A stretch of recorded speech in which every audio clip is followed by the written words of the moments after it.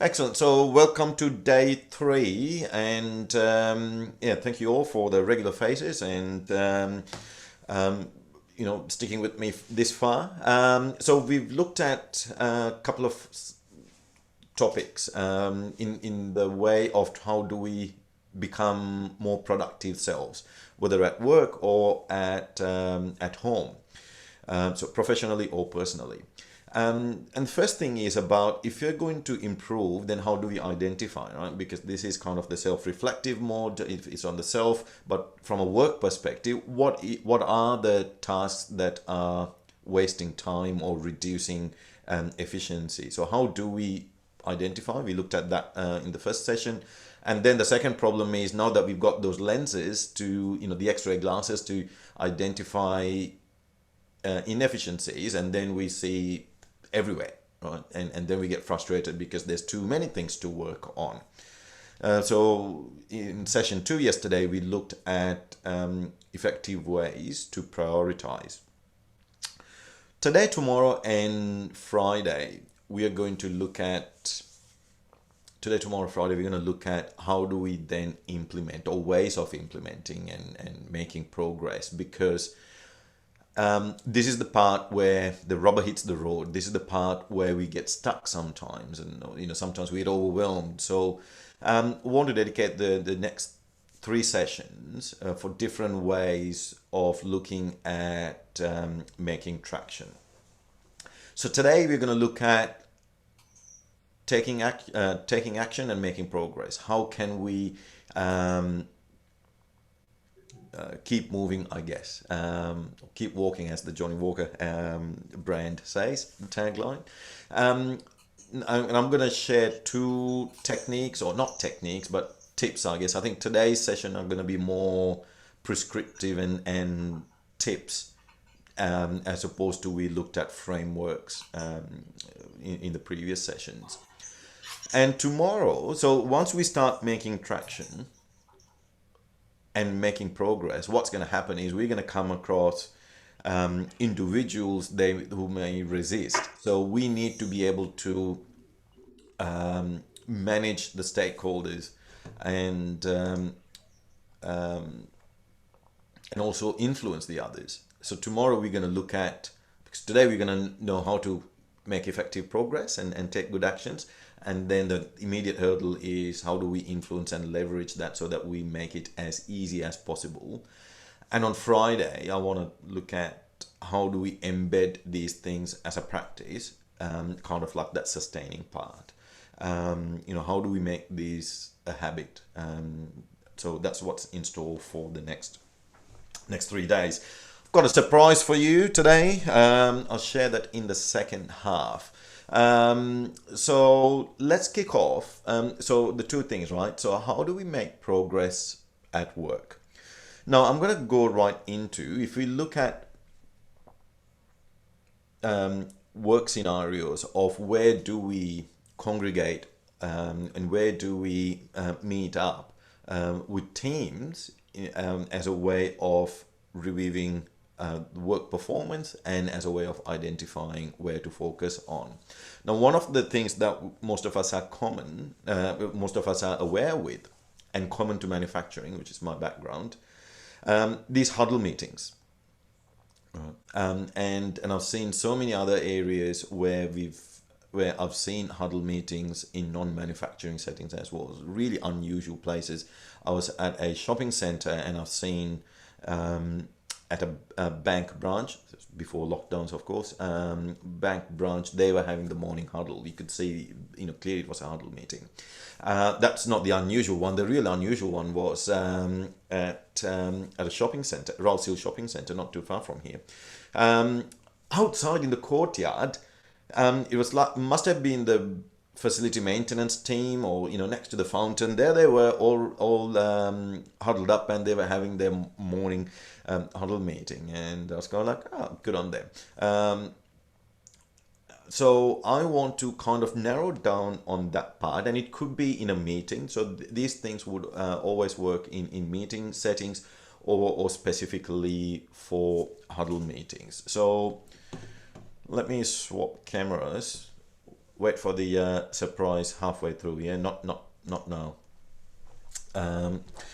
So back to my drawings board, and what I want to look at is so what we're trying to do is make these things as effective as possible, and I want to explore two aspects. Oh, come on, focus, focus, focus. I'll keep drawing, it'll come back to focus. If not, I'll come back again. Ah, brilliant, it's come to focus, right? And what we're trying to aim at is trying to make this as effective as possible, right? So if these are huddle meetings or just meetings in general. So I'm just going to call this effective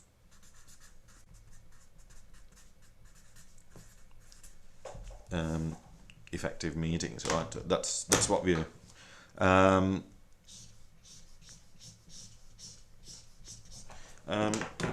and there are two parts. One is if you're trying to get good outcome and good actions,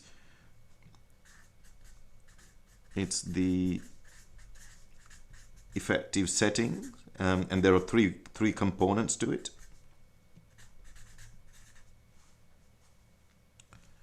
And the other one is effective actions, and we'll kind of hone in on this. I can't talk and spell at the same time.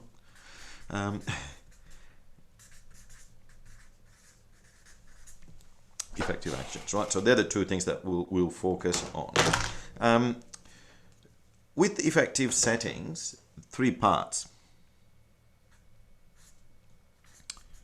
The environment, and let me just explain what that is. So the environment is how have you set up the meeting environment.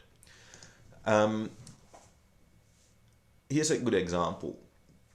When you go to a friend's place, let's just say again, pre-COVID, pre-lockdown, if you were to visit a friend's place and they say, "Oh yeah, come on in, mate," yeah, come, and as soon as you walk in, if the environment that you see, the lounge room that you see, is that there's spilt popcorn on the sofa, and there's a jacket that's just lying over the couch, and there's leftover drink cans, and he's basically tidying up. He says, come on in, and right, what's the likelihood of your behavior in that setting, right?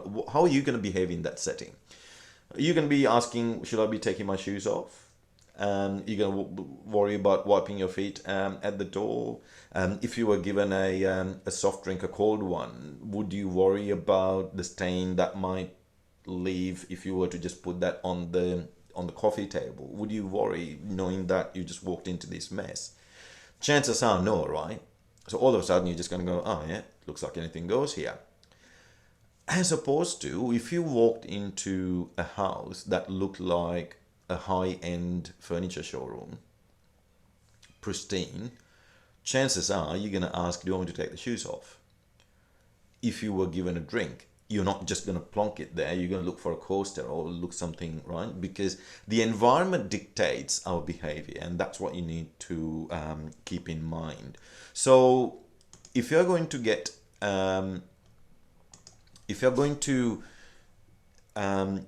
get our teams and individuals to take focus and kind of amplify their presence and take notice of everything that's happening, then set up that environment where people will behave accordingly. So pay particular focus to is it in a thoroughfare? I've seen people just finding places to gather, and it's almost right next to a thoroughfare, and it's just distracting. So can you cordon off an area and set that up? The other thing is what I call structures.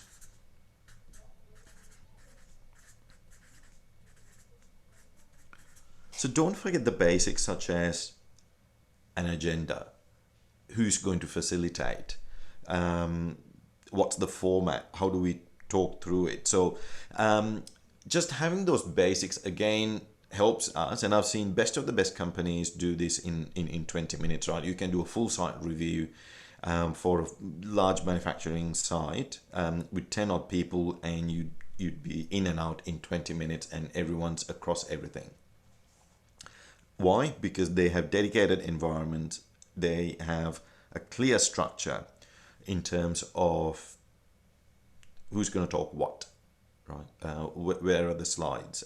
Most of these are driven off whiteboards, my favorite. So they've got very clear structures. The other one is, don't see this very often, but you're measuring the effectiveness of the meeting itself.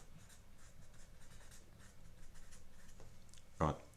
So last agenda point of a meeting should be measure effectiveness. And there are the common points like, did we start and stop during the given time? Did all the people attend the meeting?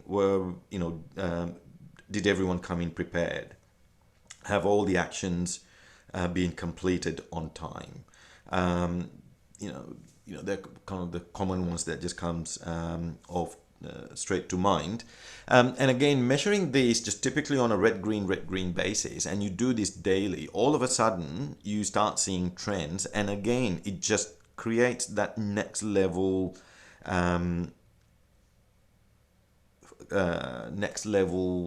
conformance, I guess, or next level of maturity, next level of this is serious, and we want to make sure that this is the heartbeat that runs the whole the site or the meeting or whatever it is, right?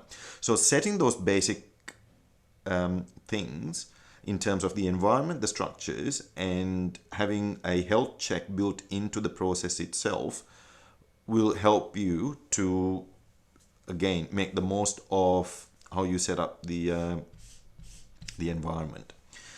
Now that kind of puts you into a good place of what do we need to work on if there are things. And this is going to be extremely simple, but that I simplify everything, right? But the power of this is amazing, if I say so myself. Who, what, when.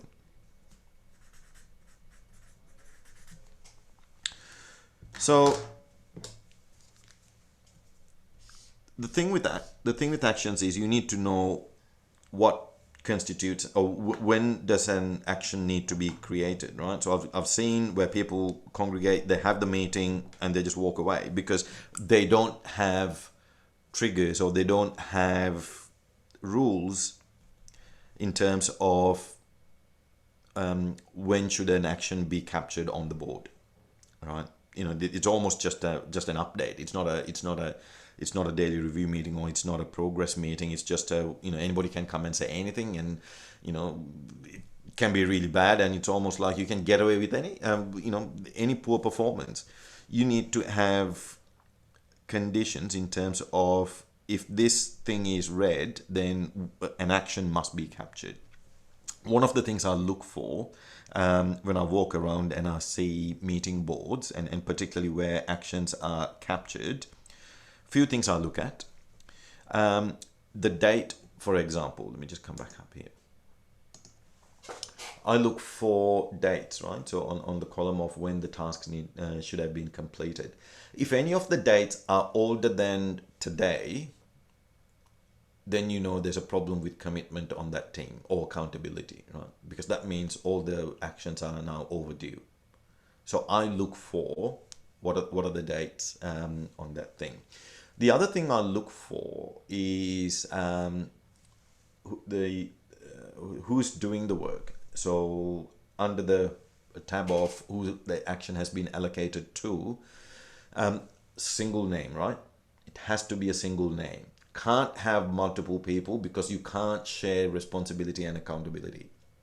And you end up being, I thought you're doing it, no, I thought you're doing it.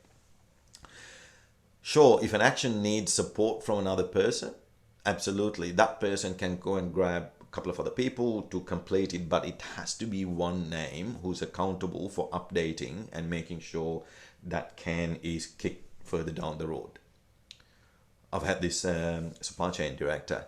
He had this phrase for having a single name for action. He says, "Ishan, need to have a single throat to choke." Right. So it says, and he meant exactly, I need one person to be accountable, but his way of saying is I need a single throat to choke. Which I thought was kind of, great. And, kind of that old command and control kind of hierarchy, which this person wasn't. But you can easily see how that can translate into that word, right? But coming back here, so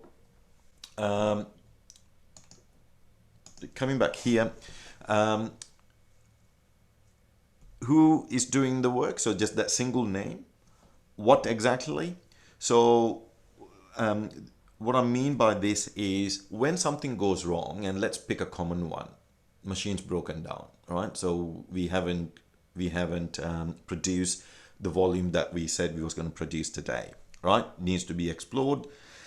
Now that single issue can have multiple follow-up actions, right?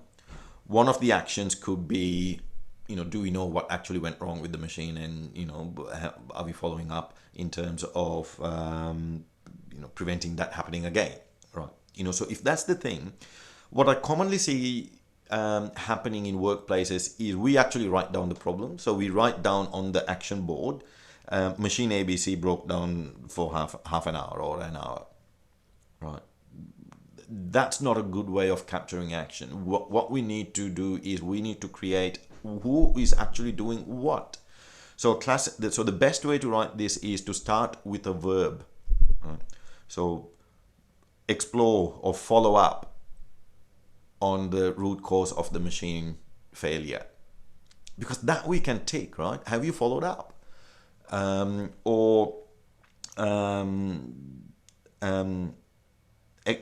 Expedite the spare part required to fix the machine breakdown. Okay, we can tick that one off. It's clear, right? So always start an action with a verb. And the other thing is the single problem, as I said, can have multiple issues, right? Or multiple actions. So the first action could be explore or follow up on the root cause. And it also could be on, now we need to contact customer on missed delivery and understand if it is okay to send a back order, or if they're just happy with the partial order. And it could be another one on book 2 extra casuals for tomorrow to make up for the order. I don't know, I'm making the actions up, but you can see how it all stemmed from that one machine breakdown. But make sure we list them down clearly, because each one of those actions can have a different person executing it. And the other one is, when is it? When are we going to follow up on this action again? And I see where people write down, they go, well, you need to do it today, so I'm going to write today's date. That's not what we need to do. If the meeting is happening on a daily basis, then the next time we're going to follow up on this action is tomorrow. That's as earliest as we can follow up. You need to do the work today so that we can follow up tomorrow and you can give an update tomorrow. So the earliest will be whenever the next meeting frequency or the next meeting cycle is going to be on. So who, what, when really provides accountability, clarity, and urgency, right? So that they're kind of like the next level. So this provides,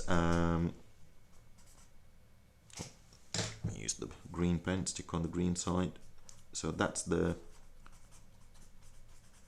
accountability. That gives us clarity, and then this gives us the urgency, right? Because not everything needs to be done in a day tomorrow. So expediting the part might need to happen today, because we're waiting for the machine to get fixed and up and running by tomorrow. But following up on the root cause, I'm okay that to happen in 2 days' time. So we can kind of decrease the priority on that one. Getting the casuals in for Monday, well, that can happen on Friday. As long as you do that on Friday, so that people are in on Monday, then we are good for that, right? So don't put everything due tomorrow, and that's when people feel like, well, hang on, how do I prioritize? Because I got 4 things that are screaming for the same urgency. So make it easier for individuals or yourself by deprioritizing things that don't require that. So that's part 1 from a work perspective. How do we actually make progress, right? Particularly from a huddle meeting point of view, or an improvement meeting, same thing, right? So if we're working on a big project where we are going to shift performance and improve productivity, those 2 things, effective settings and effective actions, is exactly what you need to do for those meetings, right? So if you've got 4 or 5 people meeting for the next 2 months on trying to reduce machine downtime, as long as they've got the right setting, they've got the right environment, and they've got the right structure, so they know it's these 5 people. Every week we're going to meet on a Wednesday from 12 to 1 over lunch, and we're going to talk through these points and analyze, and this person is going to lead. That's the structure, and then we can work through over the next 2 months, and we take effective actions on how to improve this, right? So the same thing, as fundamental and basic as these 2 are, effective settings and effective action, can work either for a daily huddle meeting or improvement project. Right. Let's put work aside and let's look at our daily lives, because I want to share some tips on how do we make traction and progress on things that we want to work on ourselves. Right? So the surprise I wanted to do is I've actually got a slide for this. So I'm going to share a slide just so that you know that I can do slides. So here we go. Let me share this and talk you through 5 things. So there are, I think, 5 things that we can all apply in terms of shifting gears. Can you all see that? Can you see a slide? Yeah, brilliant. All right, thanks, Miriam. All right, so there are 5 ways to take effective actions, or actions it should be. Let me just quickly. Right. So the first thing is, let's start the day by winning the morning. Right. Let's win the morning, and what I mean by that is, on the previous evening, just set up for the first or one of the most important things you want to achieve the next day. Set it up so that the friction is as least as possible to do that one thing, because once we've done one thing, and it other than making coffee, if you're a coffee person like me, Maria doesn't like coffee, she drinks tea. Once it's not that, right? So what's the one task that's important for that day? The night before, set it up. If you want to go for a run, put the joggers next to the door, put the socks there, right? So that you just made that one little bit easier, because we need some help to reduce that friction, right? And the thing with that is, once we've got a sense of achievement and progress, then it builds, it snowballs. The other thing we can do is look at the calendar, so that at least we know what meetings or what critical things that are coming up in the next day, so that when we start the morning, we already know, do we have a 8:30 meeting that I need to prepare for, or is the first meeting at 10 o'clock? Those 2 things, when you wake up, and if you knew, that will set you up in the right frame, whether you need to rush straight through to getting your things done and being ready, or no, you can actually relax and you can read a book or whatever you want to do, right? So make it easier to win in the morning. The second thing is keep moving. Again, tagline from Johnny Walker. Not sponsored, by the way. This session is not brought to you by Johnny Walker. What I mean by that is, so in work, there are escalation processes, right? Escalation procedures. Typically in manufacturing, when a machine breaks down, you might say, look, the operator gets the first 15 minutes to work on whatever the problem might be, and they can try and solve it on their own. If they can't solve in the first 15 minutes, if they can't see, if they, so I just got a message here. Can you still see my slide? Yep. Okay. Thanks. Just got a message. I'm not sure why.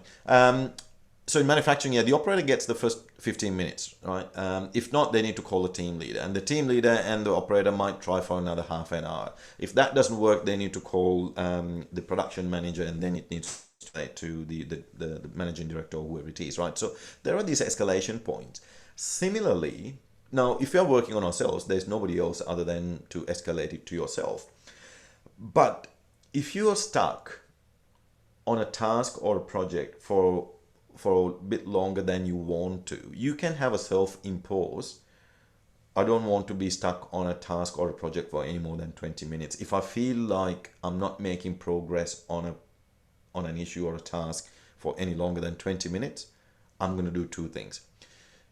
Either I'm going to call a friend, or if you have a accountability group, you might just flick it to them or seek advice, or you might just put that aside and start on another task, right? You might just let that simmer through in your subconscious and just progress onto another task. So I've asked my 17-year-old son, whenever he's doing school assignments, I've given him that 20-minute rule, because a couple of months ago, I realized that, come lunchtime, I've just asked, oh, what have you been doing? And he's got like, oh, not much. So why not? Yeah, this question for English, I don't know what to do. I've got to write this essay and I don't know how to get started on that, right? And go like, well, mate, you could have called me or mum, or we could have had a chat and given you a few tips, rather than you just staring at a blank sheet of paper and think that I don't have any productive thoughts. So have those self-imposed timelines so that you can always keep moving, and maintain momentum, right? That's what we want to do. So you started the morning well and you're making progress. And the other thing is always having a list of these two-cylinder tasks. And what I mean by two-cylinder tasks are a list of tasks that can start and stop at any point, that you don't need a lot of effort. So reading and answering emails is one of those things. As long as you don't pick up one of those emails that you end up in a rabbit hole, right? Because it needs you to do a lot more other work. These are the things that, if you're like Mukesh said, reading books or listening to podcasts, brilliant. Have a list of them, because if you're stuck in a queue, brilliant. All right, just listen to a podcast. At least you're doing something that as a way of multitasking, right? If you're waiting for the kettle to boil, tidy up the kitchen while you're waiting, right? So have a list of these two-cylinder tasks, particularly if you're feeling a little bit sluggish after lunch and you don't want to do that massive thing. These two-cylinder tasks will give you a sense of progress, and that's what we want, right? Once you've got that sense of progress, you're kind of getting that dopamine kick and your oxytocin, and then all of a sudden you go like, oh, brilliant, got my happy chemical hit, and that will boost you to the next level. Otherwise, Lisa can help you with some good tea, right? She's got a nice array of teas. What are you, Lisa? Sorry, can I just put you on the spot? Sorry. What are you coming up with? Any new flavors or anything? You always are. You're going to run out of rainbow colors to brand these things. Ask that, like today's my task. I've been putting off quite a bit, and I know what I'm doing in my head. and I just need to actually stop and do it and create this tea. And I said, I'm going to do it today. And I've got between after this meeting until 3 o'clock to do it. So yeah. Nice, nice. Well done. Well, this next thing might actually help you, which is actually make baby steps, right? So if you're working on something really complex and something really big, sometimes the size of the task itself can overwhelm us. So if we can chunk it down and then create what's the smallest thing I can do right now today this week, that would give us a sense of achievement, right? So Marie and I are looking at trying to implement quite a number of processes in the practice, and it can be overwhelming because there are lots to work on, and there are a lot of things we can improve and set in place. But instead we said, right, let's look at how we can improve on how others can book our time. Because at the moment we are managing our own calendars, right? So we're trying to look at, there are multiple apps where people can book times that you've allocated. So that's the one thing we're working on right now. And then we're going to say, right, after that, what's next? So always try to chunk it down as a way of reducing complexity, and you can make immediate progress. The last one is manage your energy. It's common these days, we're working from home, so it's easy to, we're not traveling, and if you're not disciplined enough, it's easy to kind of sit behind, and we've even worked for longer days because we're not traveling, right? And we are going in multiple meetings, we get Zoom fatigued, and we kind of feeling drained, right? One of the rules that I keep is like, when you're going on long drives, or when you used to go on long drives, there's a thing called take a break every 2 hours, right? To reduce driver fatigue. Take a break every 2 hours is kind of the mantra. And I reckon the same applies to us as well, right? So I would, on a regular basis, but at minimum every 2 hours, I would get up, just walk outside, get a bit of fresh air, just focus into the distance so that my eyes kind of just relax and looking at kind of that long, like the horizon level. Even if it is just kind of stretching, get a bit of sunlight and soak up the sunlight. Even just doing that and just walking around, glass of water, it's just amazing how much blood's flowing through to your bum again, and then all of a sudden you don't feel that fatigued. So they're the things that I do to kind of keep myself progressing, and so that I can improve myself as well, right? So hope that's useful. I've got another 10 minutes or so. Quite happy to take any questions, and again, I'll share these two straight after the session. But happy to take any questions, comments, or any other tips that you perhaps take that we can put to the list and share with everybody.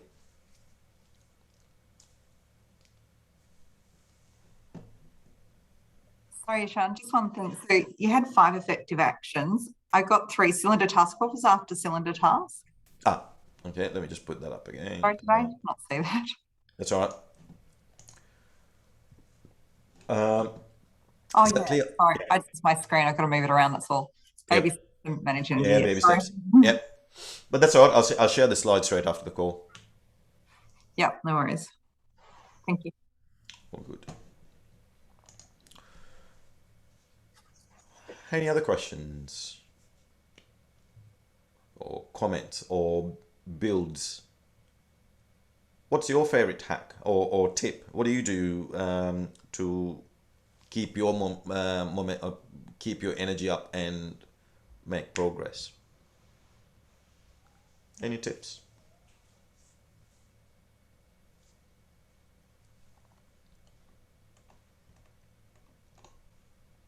No? All right. Well, that's all for today. So we've looked at how to identify and how to prioritize, because once we start identifying, now we've got too many things to work on, so we know how to effectively prioritize. And then the next thing is, if we know the 2 or 3 projects or tasks or initiatives we want to work on, then getting traction and making progress is the next biggest thing. So which is what we kind of covered today, whether at home or at work. As I mentioned at the beginning, so I'm going to dedicate today, tomorrow, and Friday for the whole implementation part, in the 3 parts that I mentioned today, right? So identify, prioritize, and implementing, because this is the part that matters the most. Obviously, this is where we get the benefit. This is where we get the results. So this is where we also get a lot of resistance. So today is about how to get traction and how to get momentum. And as soon as we start doing that, what happens is we come across people and individuals who may not be aligned with the same view and the passion and that we may have. So how do we influence them, and how do we manage their expectations? So how do we manage the stakeholders in that old language, in order to keep moving? So that's what we're going to cover tomorrow and on Friday. How do we make this a habit? So building habits and sustaining it. So that's what's in store tomorrow and Friday. All right. Thanks for joining, and I'll see you again tomorrow. Be productive.